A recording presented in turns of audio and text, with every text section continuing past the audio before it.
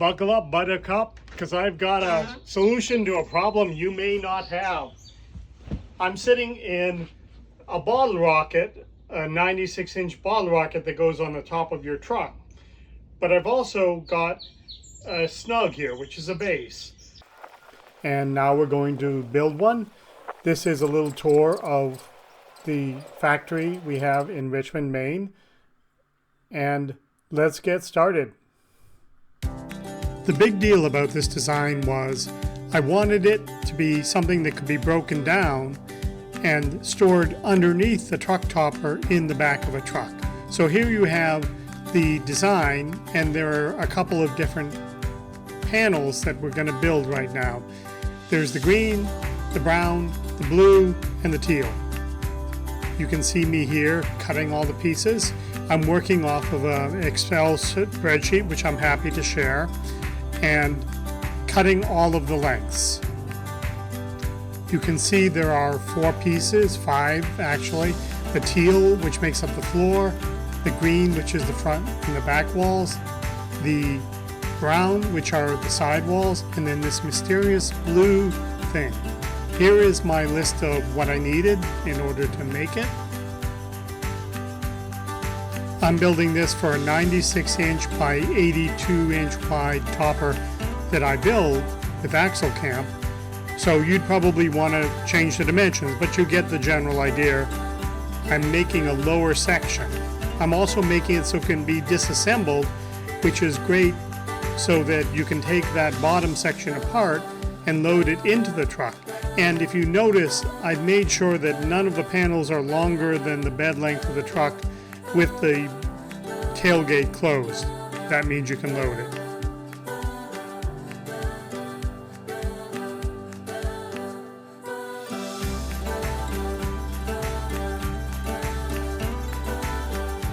Just to give you an idea of what my topper looks like, the bottle rocket on an 8-foot truck, this is it.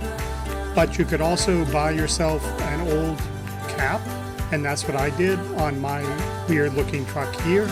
I bought something in northern Maine for $35 and I converted it into the back of my truck. This would also work on the snug. Now it's time to assemble all the pieces, and I've got a plan, but as you can see, I'm sort of trying to figure it out. They're labeled as to the color, but I will sometimes get confused.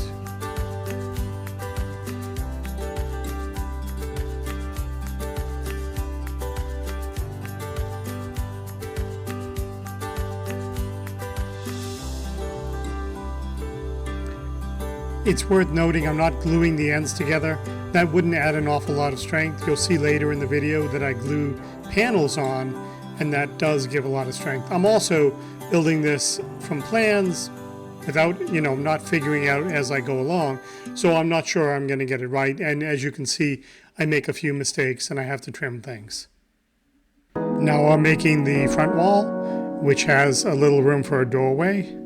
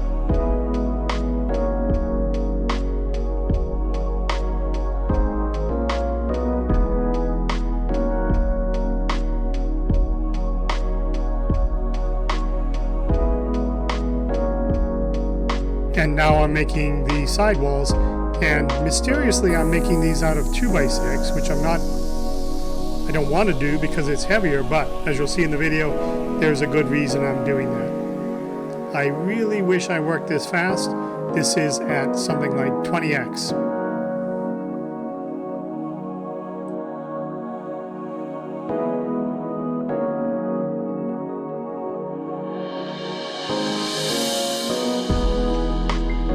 Now I'm building the two floor panels. I'm not putting in the studs that support it, again because I'm not sure I've made it the right size, but you'll see later I do add those.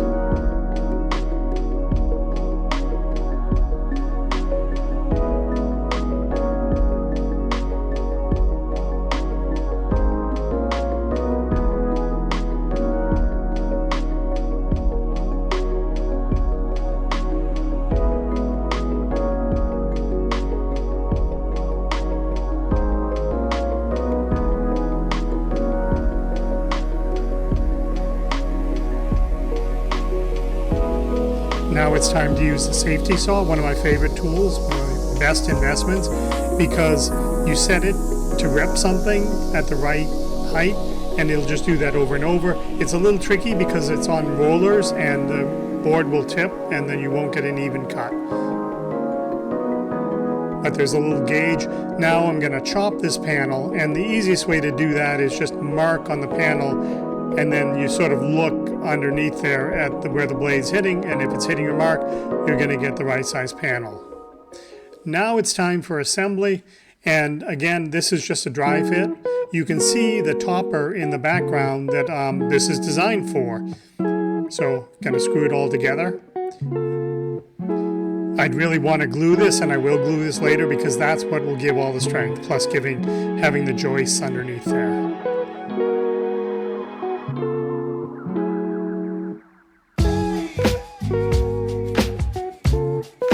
Now I'm adding that front wall I made before. I'm adding the back wall, just tacking them in place.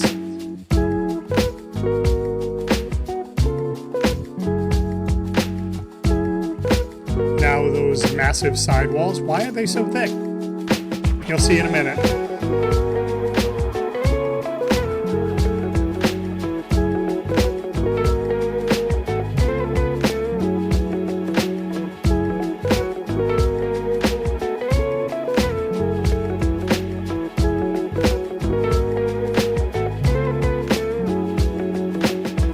Now that mysterious top platform is getting put on there. I'm building some trusses or connecting plates to make that top platform a little bit stronger. Sticking those pieces on there. I haven't yet figured out that the front pieces of that top plate are completely pointless, so I'll be taking them off later. And right about now you see I'm drilling a hole for something. And there it is. It's an actuator, a linear actuator used for recliners, so it's not very expensive. It's also not terrifically strong. And that's why I'm a little bit sad about what happens later. But in any case, they're fastened by a pin at the bottom, and then they have a little bracket at the top, which is going to attach to that top plate. And of course, the reason I'm making this mysterious platform lift is because I'm trying to build this camper so that it's low enough that it'll fit out an 8-foot garage door, which is what you see behind me there, and also is going to give you enough height inside to stand up and have it as a little cabin. But I also want it to be high enough so that it can be pushed right onto the bed of a truck. That way, this thing is doing three things. It's giving you a little home, it's giving you a place to store your topper, and it's giving you a way to lift the thing up onto your truck bed. You could use Brophy jacks or something like that. The topper you see behind there, the bottle rocket, which we make here at Axle Camp, is only about 250 pounds. So 2 guys can pick it up, as you can see in some of my other videos.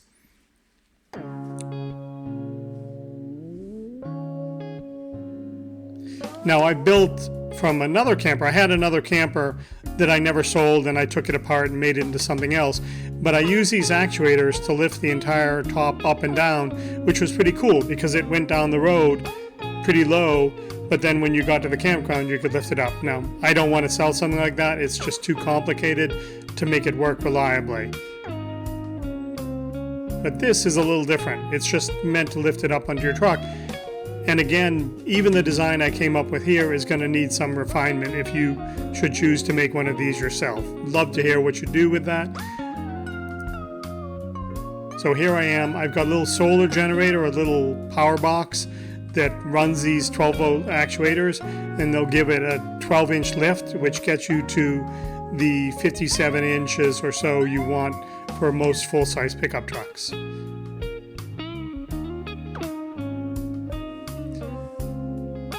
I need to cut out a bigger hole in the top of these plates, or so that the brackets will go down into it. It's incredibly fiddly stuff and took up so much time.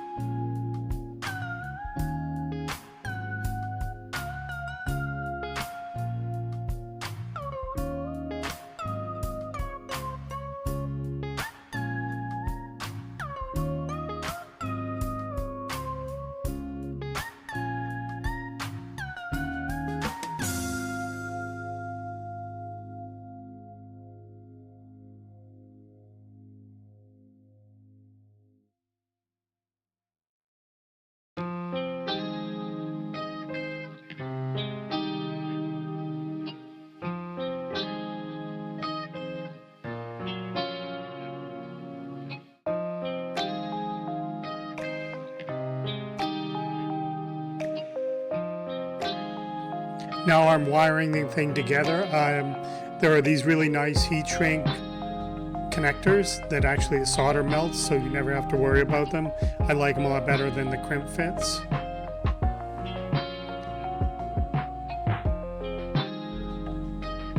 And now you see the actuators going up and down, or you saw that?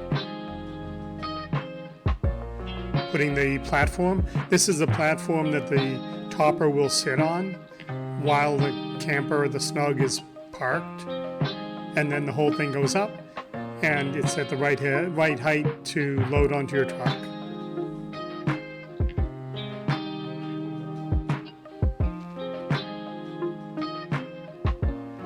You could also build this obviously as just like, you could build it so it was taller, which would be kind of like give you a lot of headroom. If you didn't want to roll it into your garage, then you wouldn't have to deal with this.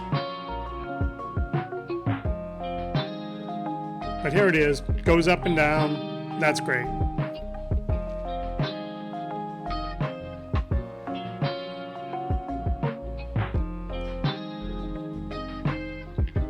Thing is, this is not the most stable thing in the world, and you can see it, it's moving around a little bit.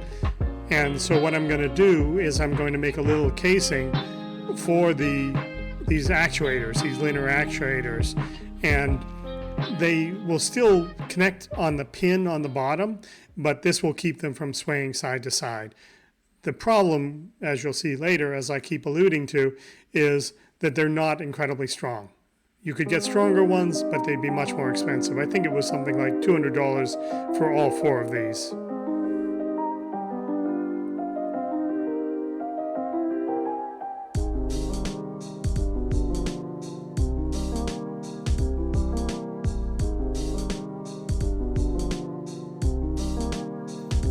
So here I am, very pleased with my inventiveness, and I'm just putting the actuators between 2 2x2 blocks secured on either side and glued together with Loctite, and then plywood clamped on top of them. Now I'm starting to put the wheels together, and the goal of this was to have the wheels be fairly large so they could roll around on lawns and things like that. And it's really helpful to be able to move your little tiny hut periodically. But I also wanted the wheels, I could have stuck these wheels, which I think are about a foot high with everything on them. I could have stuck them right on the bottom of the camper, but that would have made it a lot taller and a lot more unstable. Here I am, gone back to working on putting in my lifters. You'll see the wheels put on later. And And the other constraint about the wheels was that the front ones have to be able to turn, and they also have to be able to go out a 9-foot wide garage door, I think 8-foot wide, whatever. It's at the limit of what will go out this door right now when I put it together, and the problem is they don't turn very well. So this design is pushing a lot of different dimensions, and if I were to do it again, I would probably just build it. I'd build it so it would roll around, but it would live outside. Here you can see that front board I have, 4x4, with the wheels. I just make it bigger, and I would leave the thing outside because that's what it's meant to do. You'd probably build a little bit of a roof to cover it when you had the topper on your camper, or you just use it as a tiny home. In any case, I propped the camper 3 inches off the ground, and I'm making the wheels that height. The wheels I got at Harbor Freight, and the back wheels are just like, they have a bearing in them, and I'm screwing a lag bolt into a bunch of wood there so that they roll. And it's a lot of weight on them, but it will work, as you see later, because there's a lot of weight when you're standing inside the thing.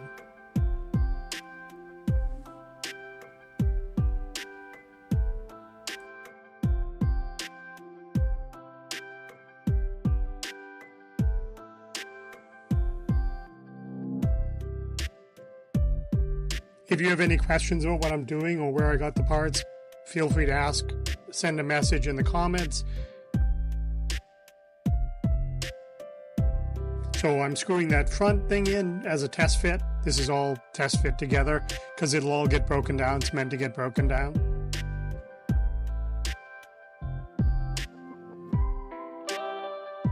And I use some really gnarly lag bolts to hold that in, because the leverage on that thing is pretty intense. But there you go. You see it moves around. And now it's time to test fit the bottle rocket topper on this. Getting it unsecured from its carriage. You see it's on a little carriage of its own back there, how we transport them when we're making them. And I'm going to try to lift it on there myself, and I'm not going to be able to, so I'm going to get a friend to help me push it on there. And lo and behold, it goes up. This part works pretty well.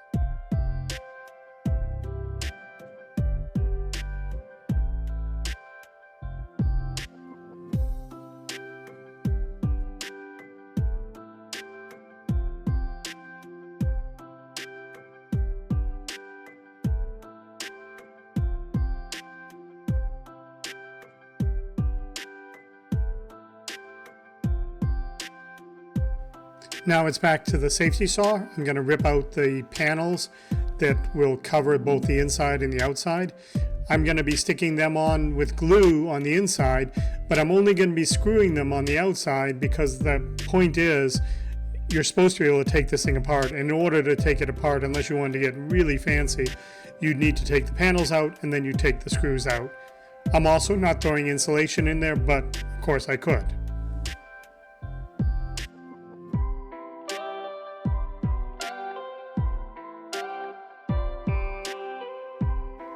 Now that I'm more confident in the design working and everything fitting together correctly, I'm studding out the walls so that there'll be a way for me to attach all this sheet good I'm putting on for interior and exterior walls. I'm trying to keep the thing pretty light. I'm using 1/4-inch plywood because when that's glued to all these studs and all this framework, it's really strong. You've really got a wall that is supporting the topper that weighs 230 pounds. And then if you get a snowstorm like we got about a month and a half ago with 18 inches of wet snow, well, that goes way up.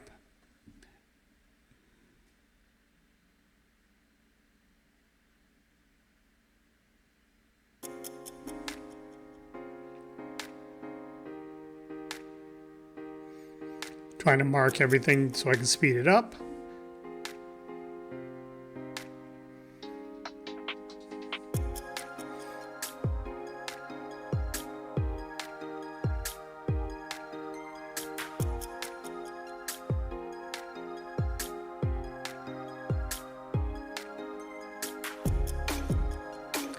Now I'm starting to fiddle with the wiring because I need to run that 12-volt cable from the solar generator you see there and the switch all the way around. And I put a little plug in there so that these walls will come apart. And essentially there's one wire in the left wall and one in the right, and then there's a little connector between the two.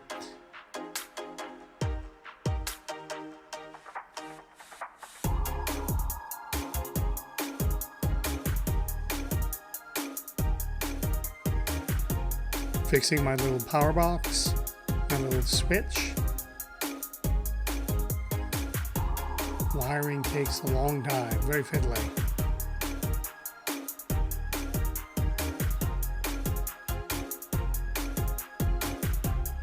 You could build something like this pretty quickly if you didn't care, obviously, about the wheels and about the lifter. Here's a close-up of my doing the wiring.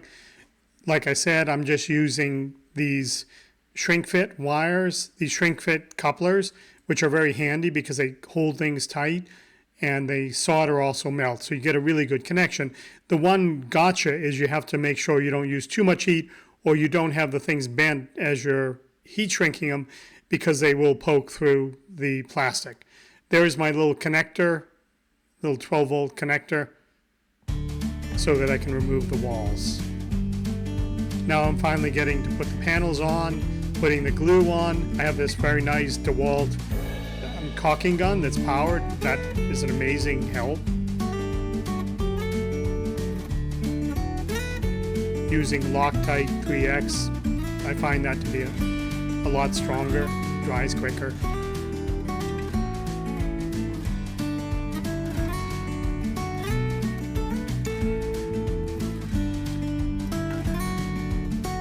Using a brad nailer just to tack things in place because the glue will do all the work.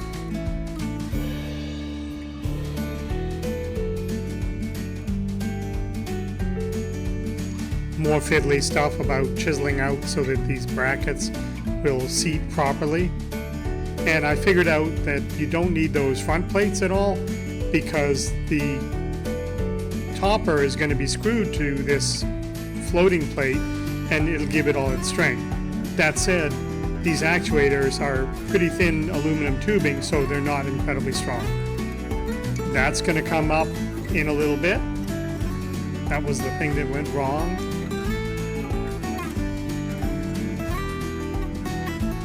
Checking that it all still works.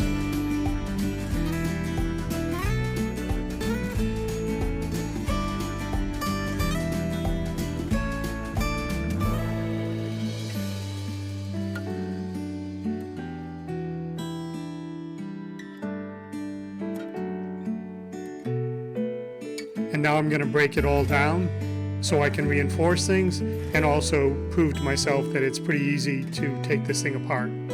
The idea being that you would load this topper onto your truck, then you do this breakdown stage like I'm doing, stuff everything in the back of the truck, show up wherever you wanted to build the house, and you'd be able to, with just a screw gun and some screws, reassemble this thing. So now I'm breaking it down so I can add the studs, and then I will put the plywood on. This is the floor I'm working with.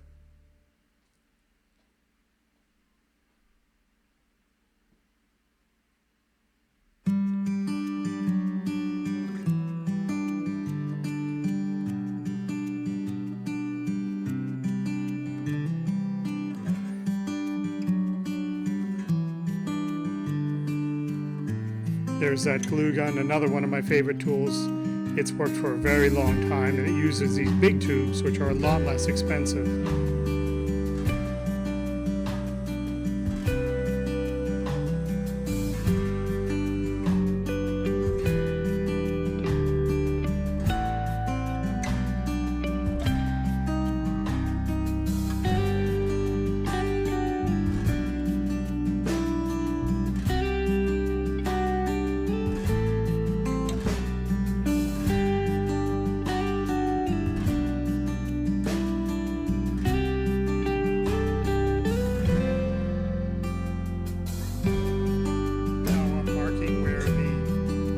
joists are underneath here, so I can quickly screw everything together.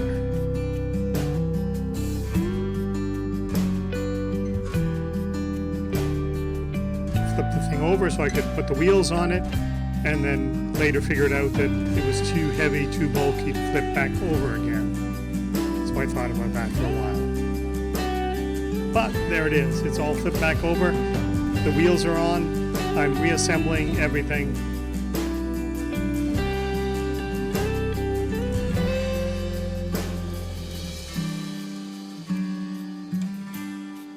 I was kind of surprised how easy it is to assemble this whole thing.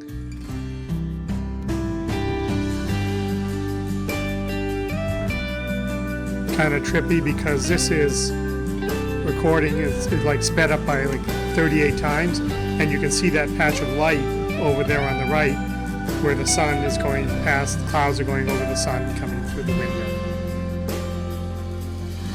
So checking that it still works.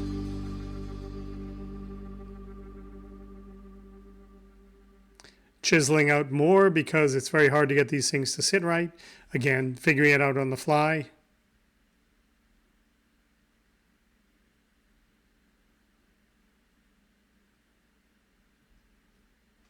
Putting the interior paneling in, which I glued in, and the exterior paneling. Here's the wheels going on. You can see how they don't really turn properly, but they're bolted in very heavily to support this weight. And it's very useful to be able to move this thing around. Here I am. It's all miraculously finished and painted, and I'm pointing at the truck it's going to go on. And we're rolling it around, which is kind of sort of awkward. But again, it's a lot better than that not rolling.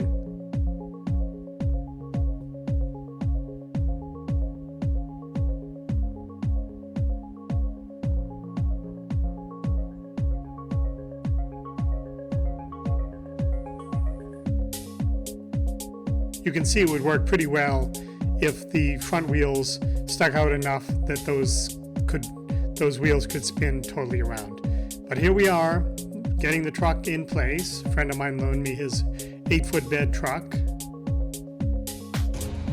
So we have a little bit of a solar generator, and we plug this in.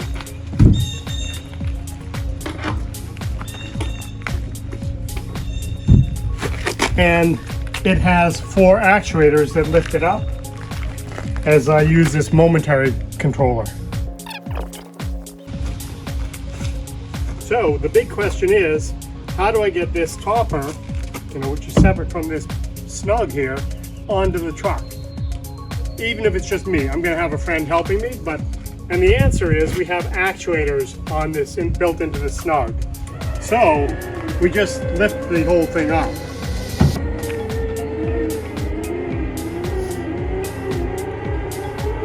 Doesn't move quickly, but it does get it up there. I also made a video that'll be coming soon where I show you how to build this. We're not selling this, we are selling this, but you could build your own carriage. And if you swing around and look over there, you'll see these carriages are how we transport these.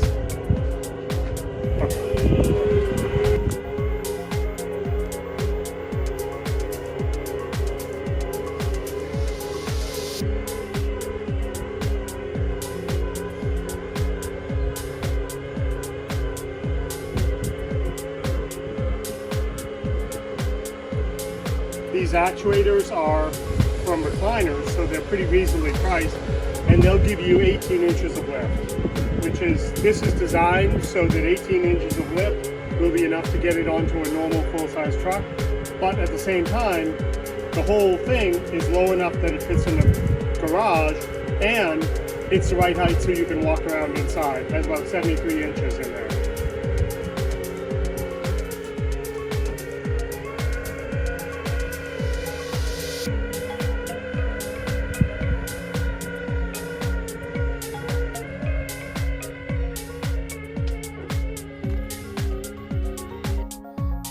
And now for the bit that makes me a little unhappy, because I don't like seeing things get wrecked, because I wasn't thinking. You see those actuators are bending, the poles are bending, and I could have done this the right way if I hadn't been so worried about filming and about getting it to the right height for the truck and not damaging my friend's truck. That said, so the actuators, yeah, that's about that for them. They did their job and they died trying. So obviously, what I should have done, having gone through this, is I should have put little wheels or casters on top of that floating platform so that it would have rolled, and I probably should have had a way to block that thing once it got to the right height. So it's on the truck, and at this point I'm wondering, how am I going to get it off the truck? But that turned out to be pretty easy. And here we go. It's secured inside there. We did secure it. And you are off, and if you broke the thing down, you could be on your way to a mountain, rather to the end of my dead-end street. And then you could set it up on the mountain, and you'd have a very highly insulated thing. Thanks for watching this video. It was a process. Check out axlecamp.com and let me know if you have any questions in the comments about, building one of these things.